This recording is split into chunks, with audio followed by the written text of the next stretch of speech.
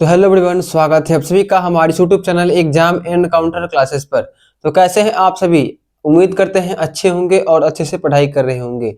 आज के क्लास में हम लोग जानने वाले हैं प्रश्नावली 7.1 का जो क्वेश्चन नंबर 14 से आगे के का जितना भी क्वेश्चन है उस सभी का समाधान करेंगे।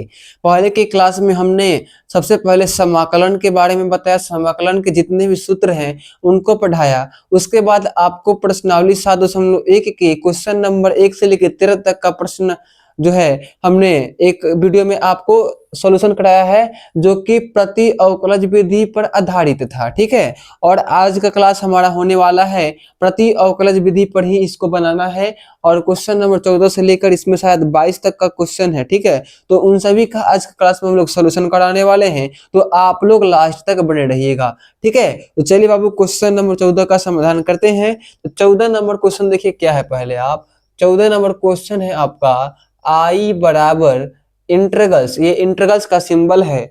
आई बराबर इंटरगल्स 1 माइनस एक्स इंटू अंडर ए रूट एक्स और डीएक्स, इसका आपको समाकलन कर देना है, यानी कि इंटरगल्स कर देना है। तो क्या करेंगे आप? सबसे पहले आप ये करेंगे कि आपको जो ये रूट एक्स दिख रहा है इस रूट एक्स से गुना करेंगे इन दोनों पदों में। तो चलिए पहले गुना कर देते हैं बाबू।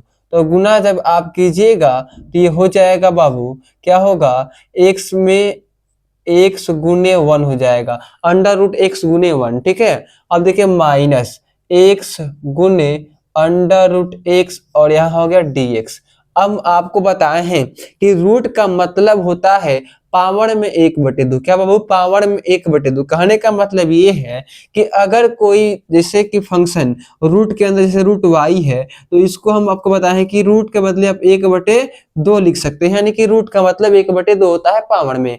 तो आप यहाँ देखिए, यहाँ रूट एक्स दिया है तो आप इसको लिखेंगे एक्स के पावर 1/2 और 1 में गुना करने के बाद यही आएगा, तो इसको छोड़ देते हैं। उसका देखिए माइनस एक्स यहाँ और गुने एक्स के पावर 1/2 और यहाँ dx। ठीक है, अब आपको घात घातांक का ये नियम मालूम होगा कि x के पावर m गुने x के पावर n का जो सूत्र होता है वो होता है बाबू x के पावर m गुने x के पावर n का सूत्र होता है x के पावर m प्लस n। तो आप कहेगा जी सर ये सूत्र होता है। तो आप बाबू देखिए यहाँ जो ये टर्म है वो x के पावर m गुने x के पावर n पर आधारित है। कहने का मतलब ये है कि x के पावर में कुछ नहीं है, इसका मतलब कि यहाँ 1 है। तो आप इस फॉर्मूला का प्रयोग करके इसको पहले सॉल्व करेंगे, यानी कि हो जाएगा इंटीग्रल्स x के पावर 1/2 माइनस x के पावर 1 प्लस 1/2 और यहाँ हो जाएगा dx। अब आगे बढ़ते हैं, तो आगे देखिए x के पावर 1/2 माइनस, अब आप कहिएगा कि सर इसको हम कैसे जोड़ेंगे? तो आपको बाबू बट्टा का घटाव बट्टा का जोड़ी सब तो आता होगा, तो आप इसको कर दीजिए, यानी कि यहाँ कुछ नहीं, इसका मतलब 1 है। सिंपल तरीका देखिए, मान लीजिए आईएससी के विद्यार्थी हैं, यानी कि आप एक इंटरमीडिएट क्लास के स्टूडेंट हैं, तो आपको तो ये नॉर्मल चीजें आती होंगी। यानी कि कहने का मतलब है कि 1 में जब आप आधा जोड़िएगा तो कितना होगा? 1.5 होगा, और 1.5 को हम लोग लिखते हैं 3/2, यानी x के पावर 3/2। आप इसको जोड़ कर यकीन ना हो तो जोड़ देख सकते हैं, ये 3/2 ही आएगा। अब इसको हम घेर देंगे। अब देखिए यहाँ हो गया dx। हम आपको नियम बताए हैं चैन रूल, यानी प्रति अवकलज विधि में आपको बनाने से पहले इसको पार्ट बाय पार्ट में तोड़ना पड़ेगा। ठीक है, यानी कि आप इसको 2 भागों में डिवाइड कीजिए, उसके बाद ही इसका समाकलन हो पाएगा। यानी कि हम इसको तोड़ेंगे तो इंटीग्रल्स x के पावर 1/2 और dx माइनस इंटीग्रल्स x के पावर 3/2 और dx, यानी अब इसका आप आसानी पूर्वक समाकलन कर सकते हैं। यहाँ आप लिखेंगे integrating with respect to x, यानी x के सापेक्ष अवकलन। तो x के पावर n का सूत्र क्या होता है? nx के पावर n माइनस, सॉरी ये आपको सूत्र मानना होगा इंटीग्रल्स x के पावर n और यहाँ dx। तो इसका क्या सूत्र होता है? x के पावर n प्लस 1 बटे में n प्लस 1। तो इसी सूत्र पर यह आधारित है, होगा x के पावर 1/2 प्लस 1 बटे में 1/2 प्लस 1, यहाँ माइनस, फिर यहाँ x के पावर 3/2 प्लस 1 बटे में 3/2 प्लस में 1 और प्लस सी। ये होता है कि नहीं होता है? आप कहिएगा होता है। अब इसको जोड़ दीजिए, जोड़िएगा तो x के पावर 3/2 बटे में ये 3/2, यहाँ देखिए माइनस x के पावर 5/2। आप कहेंगे सर 5/2 काहे लिख दिए? तो देखिए 3/2 कहने का मतलब है कि 1.5, और 1.5 में एक जोड़िएगा तो 2.5 होगा, तो 2.5 को आप 5/2 लिख सकते हैं। और इसको आप कैलकुलेट भी कीजिएगा ना, इसको कैलकुलेट भी करेंगे तो 5/2 ही आएगा। ठीक है, अब यहाँ भी 5/2, अब प्लस में सी हो जाएगा। ठीक है, अब क्या करना है कि ये जो 3/2 है और ये 5/2 है, इसको आपको ऊपर ले जाना है। तो ऊपर जब ले आइएगा तो घात घातांक का नियम जो कहता है कि जब ऊपर जाएगा तो ये अपने आप में परिवर्तित हो जाएगा, यानी अपने जगह को जो चेंज कर लेगा, करेगा ये कि जब आप इसको ऊपर लाइएगा तो ये 2/3 हो जाएगा, यानी 3/2 है तो 2/3 x के पावर 3/2 प्लस में ये दे, सॉरी माइनस है तो माइनस। अब देखिए यहाँ जो 5/2 है ना वो 2/5 हो जाएगा, और x के पावर 5/2 प्लस सी, यही जो है आंसर हो जाएगा क्वेश्चन नंबर 14 का। यही फाइनली आंसर होगा। हमें आशा है कि क्वेश्चन आसानी पूर्वक समझ में आया होगा, क्योंकि हम हर एक पॉइंट पे आपको एकदम आसान भाषा में समझाने का प्रयास करते हैं। ठीक है, क्वेश्चन नंबर 15 देखिए बाबू। क्वेश्चन नंबर 15 आप नोट कीजिए, और समझ में ना आए तो हम आप देखिए बनाते हैं। 15 नंबर क्वेश्चन है आपका, आई बराबर integrals under root x into 3x² plus 2x plus 3 into dx। तो देखिए बाबू सेम इसी प्रकार से बनेगा, यानी कि क्या कीजिएगा आप, अंडर रूट एक्स से हमने यहाँ सभी पदों में गुना किया, तो आप भी अंडर रूट एक्स से सभी पदों में पहले गुना कीजिए।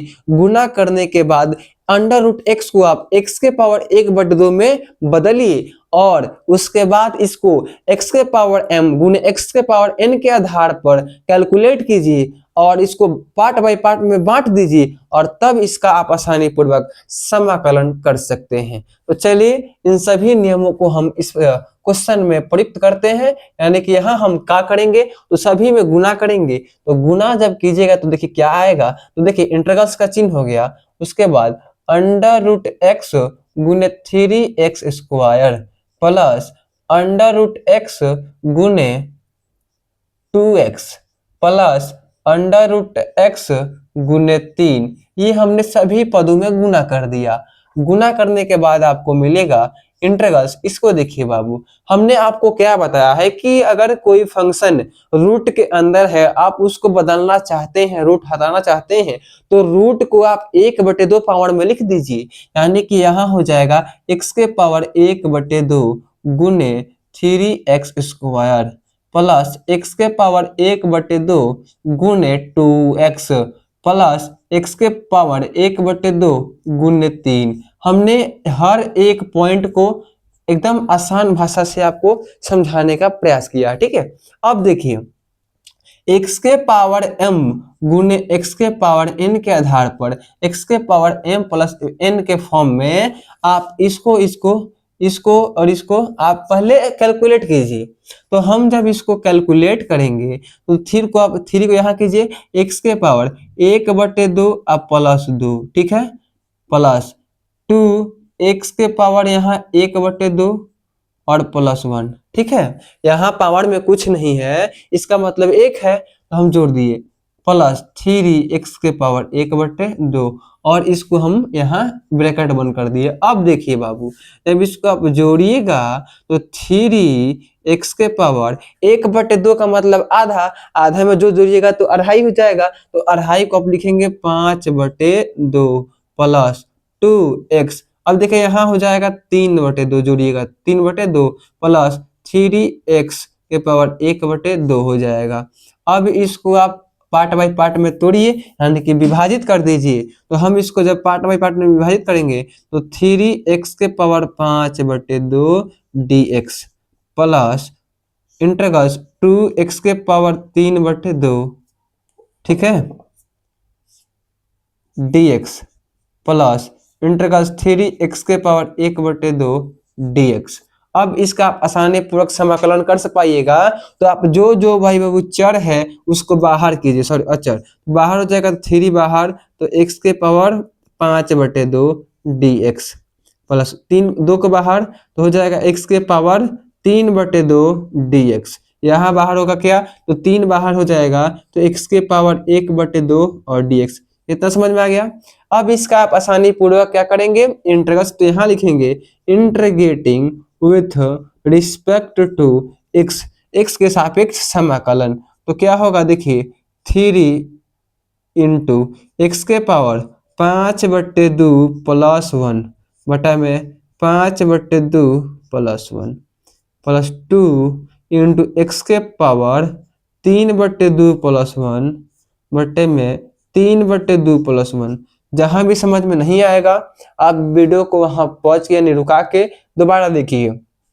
प्लस में 3 इंटू एक्स के पावर 1/2 प्लस 1 बटे में 1 प्लस 2 प्लस 1 प्लस में c। ठीक है, अब देखिए इसको आप जोड़ दीजिए, तो यहाँ जाएगा 3 इंटू एक्स के पावर 7/2 बटे में 7/2 प्लस 2 इंटू एक्स के पावर 5/2 बटे में 5/2 प्लस 3 इंटू एक्स के पावर 3/2 बटे में 3/2 प्लस सी।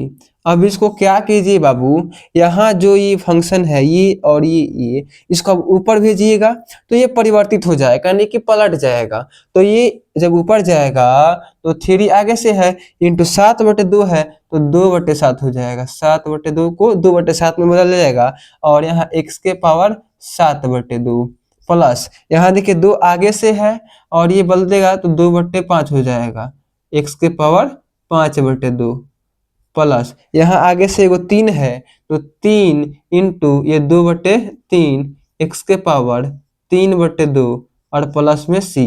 अब बाबू देखिए आगे इसको आप गुना करेंगे तो 2 3 6/7 x के पावर 7/2 प्लस 2 दूना 4/5 x के पावर 5/2 प्लस ये 3 से 3 कटेगा तो 2 x के पावर 3/2 प्लस सी। यही क्वेश्चन नंबर 15 का आंसर हो जाएगा और हमें उम्मीद है कि 15 नंबर क्वेश्चन भी आप आसानी पूर्वक समझ गए होंगे। तो चलिए बाबू इन दोनों को आप स्क्रीनशॉट ले लीजिए ताकि हम क्वेश्चन नंबर 16 का समाधान कर सकें। तो चलिए क्वेश्चन नंबर 16 को देखते हैं। अब देखते हैं बाबू क्वेश्चन नंबर हम 16 को। तो अब देखिए क्वेश्चन नंबर 16 आपका क्या है, इसमें दिया है कि i बराबर integral 2x minus 3 cos x plus e के पावर x और dx, इसका समाकलन करना है। तो ये बिल्कुल आसान लग रहा होगा आपको, क्योंकि इसको आप 3 भागों में बांट के 2 को बाहर करके x का कीजिएगा, यानी कि ये सिंपल सा रूल है और इसको ज्यादा झंझट नहीं है समाकलन करने में। तो चलिए इसको समाकलित करते हैं हम। सबसे पहले यहाँ आप लिखेंगे सॉल्यूशन, उसके बाद यहाँ हम पार्ट बाय पार्ट में बांटेंगे। तो ये हो जाएगा, क्या होगा, integrals 2x dx minus integrals 3 cos x dx plus integrals e के पावर x और dx। इतना आपको समझ में आ गया।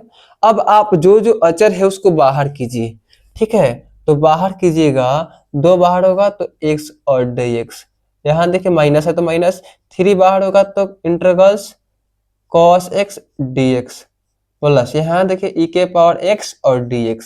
इतना समझ में आया ना आपको।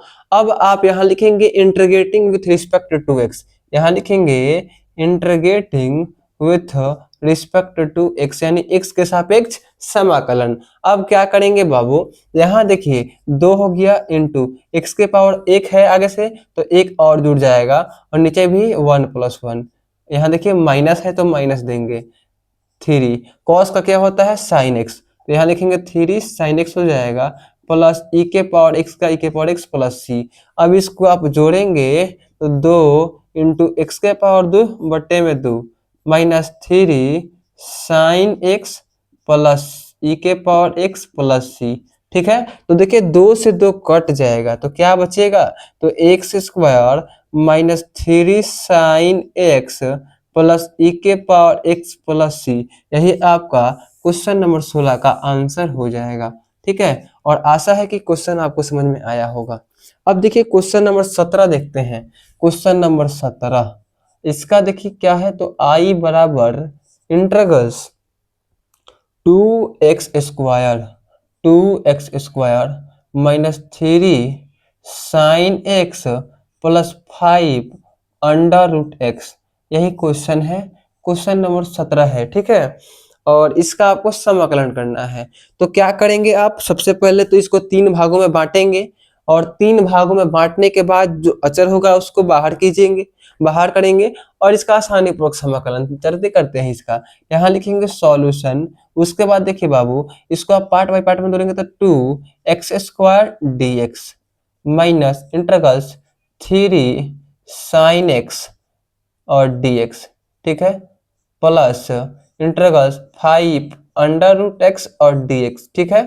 अब अचर पद को बाहर करेंगे तो 2 बाहर और यहाँ x² dx माइनस 3 बाहर तो integrals sine x dx plus यहाँ 5 बाहर हो जाएगा तो 5 इंटीग्रल्स अंडर रूट एक्स और dx, ठीक है। इतना समझ में आया आपको। अब आपको क्या करना है कि यहाँ आप लिखेंगे integrating with respect to x, ये लिखना बहुत जरूरी होता है। यहाँ लिखेंगे integrating with respect to x यानी कि एक्स के प्रति समाकलन। तो यहाँ हो जाएगा 2 इंटू एक्स स्क्वायर है और +1 और नीचे भी 2 + 1 माइनस 3 साइन का होता है माइनस कॉस और यहाँ आगे से माइनस है तो ये प्लस हो जाएगा कॉस एक्स प्लस 5। अब देखिए बाबू, इसका मतलब है कि x के पावर में 1/2, तो x के पावर में 1/2 आगे से है और +1 जुड़ जाएगा तो यहाँ भी नीचे भी 1/2 और +1 और प्लस c। तो देखिए क्या होगा, 2x पावर 3 हो जाएगा, ठीक है, बट्टे में 3 plus 3 cos x plus 5 x के पावर 3/2 बटे में 3/2 और प्लस c। तो यहाँ आप करेंगे तो 2x³ बटे में 3 प्लस 3 cos x, ये ऊपर जाएगा तो पलट जाएगा तो 2/3 यानी कि 5 दूना 10/3 x के पावर 3/2 और प्लस c। ये क्वेश्चन नंबर 17 का आंसर हो जाएगा। और हमें उम्मीद है कि ये क्वेश्चन भी आप अच्छी तरह समझ गए होंगे और इसका आप चाहते हैं तो स्क्रीनशॉट लीजिए ताकि क्वेश्चन नंबर 18 का समाधान हम कर सकें। तो चलिए अब क्वेश्चन नंबर 18 को देखते हैं। तो अब देखिए बाबू, क्वेश्चन नंबर 18 को देखते हैं कि क्वेश्चन नंबर 18 क्या है और ये किस प्रकार से बनेगा। तो क्वेश्चन नंबर 18 में दिया है आई बराबर integral sec x into sec x plus 10x, ठीक है। तो देखकर क्वेश्चन सबसे पहले तो आप सोचिए कि आखिर हमें इसमें क्या करना है कि क्वेश्चन इजी हो जाए, ठीक है। तो आपको क्या करना है कि sec x में sec x से गुना करना है प्लस फिर sec x में 10x से गुना करना है। और एक चीज बहुत जरूरी है, वो है आपको इंटीग्रल्स का जितना भी फॉर्मूला है, सूत्र है, उसको याद रहना चाहिए। बिना सूत्र के आप किसी भी क्वेश्चन को नहीं बना सकते, ये बहुत जरूरी है। और हम आपसे ये कहना चाहते हैं कि आप पहले सूत्र को अपने स्टडी टेबल के सामने एक A4 पेज पर लिखकर चिपका दीजिए ताकि आपको याद रहे। हम ये एक बात याद रखिए, ऑब्जेक्टिव में से क्वेश्चन जो पूछा जाता है बोर्ड एग्जाम में, लगभग 6 से 7 क्वेश्चन आपका सूत्र रहता है। ये एकदम गारंटी के साथ हम कह रहे हैं, हमने खुद एग्जाम दिया है और हम खुद देखे हैं पेपर का लेवल। यकीन नहीं है तो आप क्वेश्चन बैंक निकाल कर पिछले 3-4 साल के आप क्वेश्चन को देख सकते हैं। आपको ये दिखेगा कि जो ऑब्जेक्टिव क्वेश्चन है और समाकलन से पूरे 40 मार्क्स के क्वेश्चन पूछे जाते हैं आपके बोर्ड एग्जाम में, चाहे वो ऑब्जेक्टिव हो सब्जेक्टिव हो, दोनों टाइप के क्वेश्चन में आपके 40 नंबर के क्वेश्चन पूछे जाते हैं। अगर कोई विद्यार्थी समाकलन को अच्छी तरह से पढ़ लेता है तो समझिए कि गणित में आसानी पूर्वक पास हो जाएगा। अगर केवल उसको पास होना है तो आसानी पूर्वक आप 40 में 40 ला सकते हैं, क्योंकि समाकलन ही एक ऐसा ये टॉपिक है, ये जो चैप्टर है जिसके अंतर्गत से आपके 40 मार्क्स के एग्जाम में क्वेश्चन आते हैं, वो हर साल आते हैं।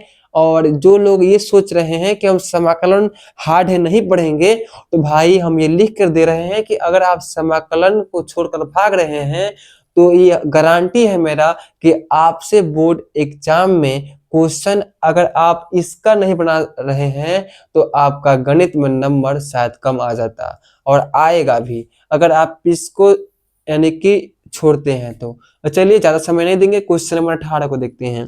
क्वेश्चन नंबर 18 में क्या है, तो इसको हमें गुना करना है। तो गुना कीजिए, तो गुना करेंगे तो सेक स्क्वायर एक्स हो जाएगा plus sec x into ten x और यहाँ डी एक्स है। ठीक है, हम गुना करने के बाद क्या करेंगे, दूसरा स्टेप है इसको कि दो भागों में डिवाइड कीजिए, यानी कि आप इसको अलग अलग कीजिए तब इसका समाकलन हो पाएगा। तो हम इसको अलग अलग कर देते हैं, यानी कि sec square x d x plus में sec x into ten x और यहाँ डी एक्स। ठीक है, नीचे क्या लिखा जाएगा, तो नीचे लिखा जाएगा integrating with respect to x, यानी कि यहां हम लिखेंगे integrating with respect to x, यानी कि एक्स के सापेक्ष समाकलन। तो सेक स्क्वायर एक्स का जो समाकलन होता है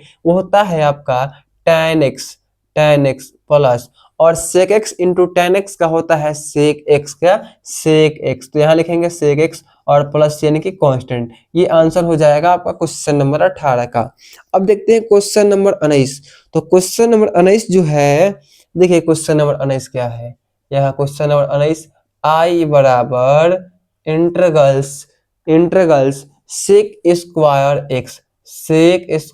एक्स बटे में कॉसेक स्क्वायर एक्स और यहाँ dx। ठीक है, अब देखिए यहाँ आप कंफ्यूजन में पड़े होंगे कि सर हम तो हर स्टेप में दो भागों में मार देते थे गुना करके, लेकिन यहाँ तो भाग में दे दिया है। तो देखिए बाबू, आप प्रतिलोम त्रिकोणमिति फलन पढ़े होंगे क्लास 12th में, जिसमें आपको त्रिकोणमिति के अंतर्गत जितने भी फॉर्मूला है उन सभी को बताया गया होगा। तो अब देखिए बाबू, एक चीज और है कि गणित का कोई भी क्वेश्चन हो, जरूरी नहीं है कि हमको सब याद है या आपको याद है। जो भी टीचर पढ़ाते हैं जरूरी नहीं है कि उनको याद रहता है, सारा खेल प्रैक्टिस का है। अगर आपको गणित में बेहतर करना है, बेहतर अंक प्राप्त करना है, तो हमारा दो काम आप कीजिए। पहला तो आप लगातार कंटिन्यू गणित पे मेहनत कीजिए और दूसरा है प्रैक्टिस, यानी कि सभी क्वेश्चन का आप प्रैक्टिस कीजिए। यानी कि संडे को आप खाली रहते हैं, छुट्टी रहता है, तो आप संडे को कम से कम 2 से 3 घंटा जो पहले पढ़ाई हो चुका है उस क्वेश्चन का प्रैक्टिस कीजिए। प्रैक्टिस से क्या होता है कि आप जो क्वेश्चन भूल गए हैं वो आपको याद होगा कि आखिर किस टाइप पे बनेगा, किस आधार पे बनेगा। ठीक है, अब देखिए यहाँ आपको क्या करना है, तो आप कन्वर्ट करना है इन दोनों को। क्यों?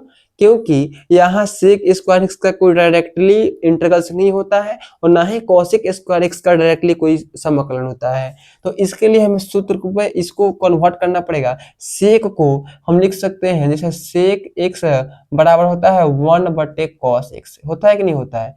तो अगर यहाँ सेक स्क्वायर एक्स है तो हम 1 बटे कॉस स्क्वायर एक्स लिख सकते हैं। तो बिल्कुल यहाँ आप लिखेंगे 1 बटे कॉस स्क्वायर एक्स, ठीक है, बटे में। अब आपको मालूम होगा कि कॉसेक एक्स बराबर हम लिख सकते हैं 1 बटे साइन, तो आप कहिएगा बिल्कुल लिख सकते हैं। तो क्या हम कॉसेक स्क्वायर एक्स के बदले में 1 बटे साइन स्क्वायर एक्स नहीं लिख सकते? तो आप कहिएगा एकदम बिल्कुल लिख सकते हैं भैया। तो हम लिख दिए।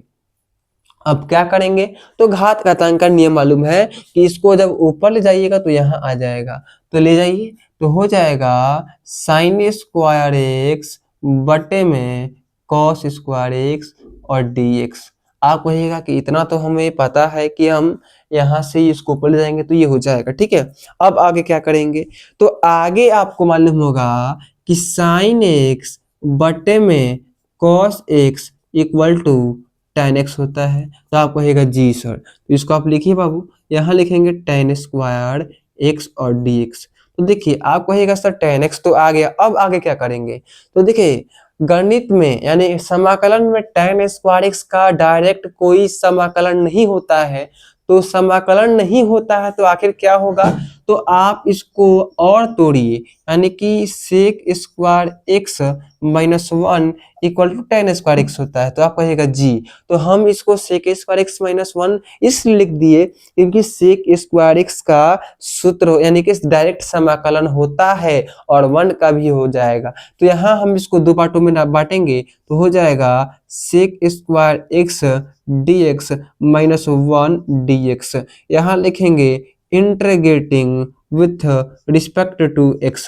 सेक स्क्वायर एक्स का होता है टेन एक्स और एक का हो जाएगा एक्स प्लस सी।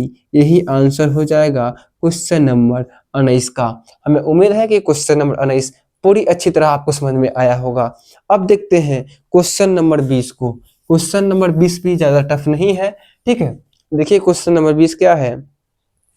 20 नंबर क्वेश्चन, आई बराबर इंटरगल्स 2 माइनस 3 साइन एक्स बटे में क्या होगा कॉस स्क्वायर एक्स दिया है और dx। तो आप कहिएगा कि भैया इसमें आप क्या करेंगे। तो देखिए जहां भी आपको बटा यानी अंश बटा हर में दिखे तो आप क्या कीजिए सभी को बांट दीजिए, यानी कि यहाँ एक बार 2 को नीचे cos स्क्वायर एक्स लिखिए, एक बार 3 साइन एक्स के बटे में cos स्क्वायर एक्स लिखिए और इसको आप पहले बांटने के बाद देखिए कि क्या इसका कोई त्रिकोणमिति में सूत्र होता है जिससे कि हम इसको कन्वर्ट कर दें ताकि आसानी पूर्वक समाकलन हो सके। तो चलिए पहले इसको बांटिए। तो हम यहाँ लिखेंगे सॉल्यूशन, उसके बाद यहाँ लिखेंगे इंटीग्रल्स 2 बट्टे में cos square x minus 3 sine x बट्टे में कॉस स्क्वायर एक्स और dx। तो हमने आपको कुछ देर पहले बताया था कि 1 बटे कॉस एक्स इक्वल टू होता है सेक एक्स। तो आप कहेगा जी सर होता था। तो क्या बाबू 1 बटे कॉस स्क्वायर एक्स के बदले में आप सेक स्क्वायर एक्स नहीं लिख सकते हैं। तो आप कहेगा बिल्कुल लिख सकते हैं। तो लिखिए, यानी आप यहाँ लिखेंगे 2 सेक स्क्वायर एक्स माइनस, यहाँ फिर आप क्या करेंगे। तो देखिए आप कहेगा सर इसको भी चेंज कर दें। तो देखिए इसको जब आप चेंज कीजिएगा तो इस साइन के साथ गुना के रूप में जुड़ जाएगा और साइन का और सेक का गुना के रूप में तो कहीं नहीं होता है इंटीग्रल। देखिए यहाँ आपको थोड़ा सा दिमाग यूज करना है कि यहाँ एक साइन है और यहाँ कॉस है, तो हम साइन बट्टे कॉस करेंगे तो टैन हो जाएगा और टैन और नीचे बचेगा कॉस, तो कॉस कन्वर्ट हो जाएगा सेक में, तो tan x into sec x का डायरेक्टली समाकलन होता है। तो यहाँ आप लिखेंगे 3 साइन एक्स बटे में cos x into cos x लिख सकते हैं और dx। तो आप कहिएगा जी बिल्कुल भैया। तो अब देखिए इसको बाहर करेंगे तो हो जाएगा सेक स्क्वायर एक्स dx, ठीक है। इनको हम दो बाटों में भाग देते हैं और माइनस इसको आप लिखेंगे 3 साइन बटे कॉस होता है टैन, तो टैन एक्स और ये हो जाएगा 1 बटे कॉस तो सेक एक्स और यहाँ dx।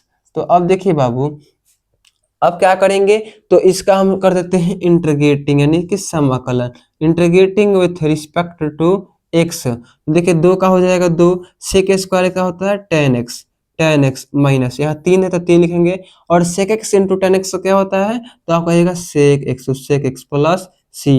यही क्वेश्चन नंबर 20 का आंसर हो जाएगा। हमें उम्मीद है कि 20 नंबर क्वेश्चन भी समझ में आ गया होगा। तो चलिए फटाफट से आप इसका स्क्रीनशॉट ले लीजिए ताकि क्वेश्चन नंबर 21 को और आगे 22 को हम देखते हैं। चलिए बाबू हम क्वेश्चन नंबर 21 को देखते हैं। अब देखो बाबू क्वेश्चन नंबर जो आपका 21 है वो क्या है। इसमें दिया है कि प्रश्न संख्या 21 और 22 में सही उत्तर का चयन करना है, यानी कि ऑब्जेक्टिव टाइप वाला क्वेश्चन है, लेकिन इसमें भी आपको पहले बनाना पड़ेगा, ठीक है। अब देखिए यहाँ आपको ये दिया गया है आई बराबर integrals under root x plus 1 बटे अंडर रूट एक्स का प्रति अवकलज है, यानी कि इसका समाकलन कौन होगा। तो मान लीजिए आपके आप सामने 4 को ऑप्शन दिया है, तो आप तो अंदाजी मारिएगा नहीं कि ये हो जाएगा, आपका 1 नंबर कट जाएगा अगर आप अंदाजी मारते हैं तो चलिए इसको हम सॉल्व करते हैं। यहाँ आप लिखेंगे सॉल्यूशन आई बराबर इंटीग्रल्स, यहाँ देखिए एक्स के बदले में अंडर रूट एक्स के बदले में 1 बटे 2 हो जाएगा, ठीक है, पावर में। अब देखिए यहाँ प्लस प्लस 1/x के पावर ये 1/2 और हो जाएगा dx। तो इसको हम दो पार्टों में बांटेंगे तो क्या हो जाएगा x के पावर 1/2 और dx प्लस 1/x के पावर 1/2 और dx। अब देखिए गणित का एक नियम आपको मालूम होगा कि x के पावर m बटे x के पावर n हो तो x के पावर m माइनस n होता है, यानी कि ऊपर जाएगा तो ये माइनस में हो जाएगा, तो ये भी ऊपर जब जाएगा ना तो माइनस के साथ जाएगा, तो हो जाएगा देखिए x के पावर 1/2 dx प्लस x के पावर माइनस 1/2 और dx। इसका आप करेंगे तो हो जाएगा integrating with respect to x, तो हो जाएगा x के पावर 1/2 प्लस 1 बटे में 1/2 प्लस 1 प्लस x के पावर माइनस 1/2 प्लस 1 बटे में माइनस 1/2 प्लस 1 और प्लस c।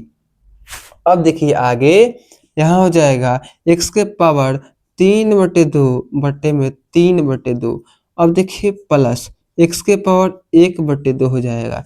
देखिए माइनस 1/2 और प्लस 1 है तो इसको जब कैलकुलेट कीजिएगा तो 1/2 आ जाएगा, बटे में यहाँ भी 1/2 और प्लस सी। ये जब ऊपर जाएगा ये तो पलट जाएगा तो 2/3 हो जाएगा और x के पावर 3/2 प्लस ये ऊपर जाएगा तो 2/1, तो 1 का कोई वैल्यू नहीं है तो इसे मिटा देते हैं और x के पावर 1/2 प्लस सी, यही आंसर हो जाएगा। तो अब देखते हैं कि ये कौन ऑप्शन में है। देखिए ऑप्शन 1 तो नहीं होगा क्योंकि 2/3 है।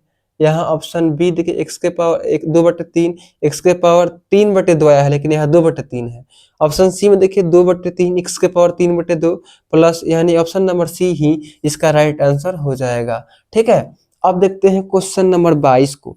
ठीक है, 22 को देखते हैं तो इसे हम मिटाना पड़ेगा। ठीक है, क्वेश्चन नंबर 22 जो है वो दिया है, यदि 22 नंबर क्वेश्चन देखेंगे, यदि fx dfx बटे में fx, ठीक है सॉरी dx है, dx बराबर 4x³ माइनस 3/x के पावर 4, जिसमें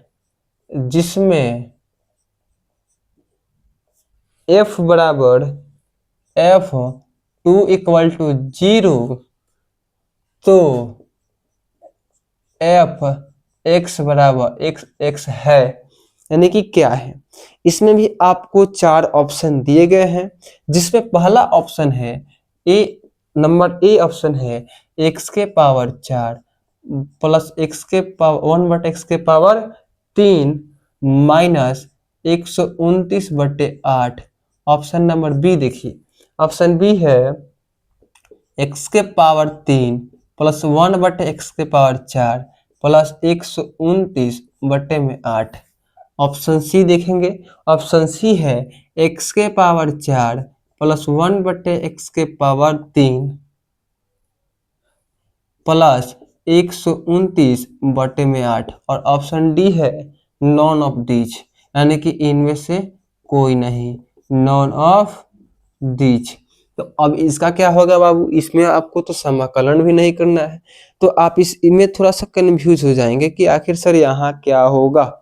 तो देखिए यहाँ हम लिखेंगे क्या दिया है, तो dfx बटे में dx बराबर 4x³ माइनस 3/x के पावर 4। तो अब क्या करेंगे, इसका हमें समाकलन करना है, तो यहाँ लिखेंगे integrating with respect to x, यानी x के प्रति समाकलन। तो देखिए बाबू ये जो हो जाएगा ये fx हो जाएगा, fx बराबर यहाँ देखिए ये समाकलन का चिन्ह और 4 बाहर हुआ क्योंकि अचर है और x के पावर 3 dx माइनस, अब देखिए यहाँ 3 बाहर हो जाएगा तो 1/x के पावर 4 dx। हमने अभी आपको कुछ देर पहले बताया कि अगर कोई फंक्शन जैसे a1/x के पावर m है तो ऊपर जाएगा तो x के पावर माइनस m हो जाएगा, तो यहाँ जो x के पावर 4 है नीचे है, ऊपर जाएगा तो माइनस में हो जाएगा, तो क्या होगा fx यानी कि बराबर 4 integral x cube d x minus 3 into x के पावर माइनस 4 और डी एक्स। तो यहाँ लिखेंगे integrating with respect to x, तो हो जाएगा 4 इंटू एक्स के पावर 3 प्लस 1 बटे में 3 प्लस 1 माइनस 3 इंटू एक्स के पावर माइनस 4 प्लस 1 बटे में माइनस 4 प्लस 1 प्लस में सी। ठीक है, तो अब देखिए हो जाएगा 4 इंटू एक्स के पावर 4 और बटे में 4 माइनस 3 एक्स के पावर माइनस 3 बटे में माइनस 3, 4 से 4 कट जाएगा, 4 से 4 कट गया तो देखिए यहाँ हो जाएगा एक्स के पावर 4, एक्स के पावर 4 और यहाँ देखिए ये वाला जो माइनस है यहाँ प्लस हो जाएगा, माइनस माइनस प्लस, तो यहाँ हो जाएगा प्लस। अब देखिए 3 से 3 कट जाएगा, कटेगा तो ऊपर क्या बचेगा, तो एक्स के पावर माइनस 3 और प्लस में सी, प्लस में सी है। ठीक है, तो अब इसको आप नीचे लाइए, तो नीचे लाइएगा तो एक्स के पावर 4 प्लस 1 बटे एक्स के पावर 3 और प्लस में सी हो जाएगा। अब आप इसको बाबू समीकरण 1 मान लीजिए, समीकरण 1, समीकरण 1 इसलिए कि देखिए इसमें आप यानी कि सी का मान भी निकालना पड़ेगा, क्योंकि हर टर्म में देखिए हर दिया गया है। ठीक है, इसका मतलब कि इसमें सी का मान भी छिपा हुआ है, यानी आपसे कह रहा है कि एफ के जगह एफ एक्स बराबर यानी कि 0, यानी जहां जहां एक्स है वहां वहां आपको 2 रखना पड़ेगा, क्योंकि एफ एक्स का मान है, ये एफ एक्स का ना मान है जी, तो एफ एक्स का मान है तो आप जहां एक्स है तो यहाँ आप लिखेंगे समीकरण 1 में एक्स का मान रखने पर। ठीक है, आइए इधर इसको हम थोड़ा सा मिटाते हैं। ठीक है, तो देखिए है एफ एक्स बराबर एक्स के पावर 4 प्लस 1 बटे एक्स क्यू प्लस सी, तो एफ 2 रखना है, यानी एक्स की जगह 2, तो 2 के पावर 4 प्लस 1 बटे 2 के पावर 3 और प्लस सी। ठीक है, तो एफ 2 बराबर देखिए 0 यहाँ बोल रहा है, कितना 0 बराबर 2 के पावर 4 का मतलब 2 4 बड़ा गुना, 2 दूना 4, 4 दूना 8, 8 दूना 16 प्लस 1 बटे 2 3 हाली तो 2 3 2 दूना 4, 4 दूना 8 हो जाएगा और प्लस सी। यहाँ पे इसका जब बट्टा का जोड़ करेंगे तो ये 8 16 8 है कितना हो जाएगा 128 प्लस 1 प्लस सी, तो सी यहाँ है तो हो जाएगा 0 बराबर 129 बटे में 8 प्लस सी। तो हमें सी का मान निकालना है, तो 129 को उधर भेजिएगा तो सी बराबर माइनस 129 बटा 8 हो जाएगा। अब इस सी का मान आप समीकरण 1 में पुट कीजिए, समीकरण इसमें, और समीकरण 1 में जब पुट कीजिएगा देखिए यहाँ देखिए तो लिखेंगे कि समीकरण 1 में सी का मान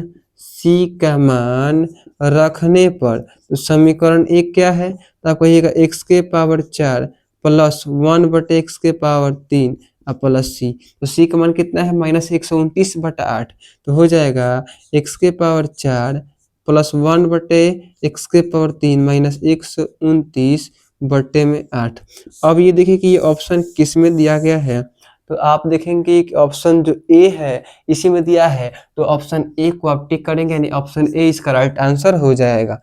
और आज का क्लास बहुत ही बेहतरीन रहा, क्योंकि हमने हर एक पॉइंट को आपको आसानी पूर्वक समझाने का प्रयास किया, और हमें उम्मीद है कि आप समझ गए होंगे। और क्लास अगर अच्छी लगी हो तो चैनल को लाइक करें, सब्सक्राइब करें और अपने दोस्तों के पास भी शेयर करें। तो मिलते हैं नेक्स्ट क्लास में, तब तक के लिए धन्यवाद।